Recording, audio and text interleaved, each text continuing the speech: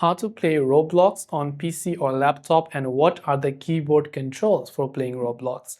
Hey everybody, welcome to our channel. In this video, I'm going to guide you on how you can play Roblox on PC or laptop and some of the keyboard controls. So without any further ado, let's get started with today's video.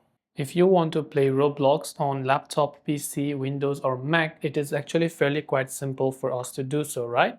So maybe you want to go ahead and then basically begin the controls and so on. The basic controls for moving is either the arrow keys, or you can press W, A, S and D to navigate. So W will go forward, A will go towards the left, D will go towards the right, and S will take it backwards. So these are the basic controls. Now, if you want to use some camera control, you can hold the right mouse and then you can just navigate it like this. So if you keep and hold the right mouse or the right click of your mouse, you can see I'll be able to navigate through the cameras. I can zoom in if I simply use my control wheel, or I can zoom out by simply using my control wheel. Now for other commands, I can use space like this to jump.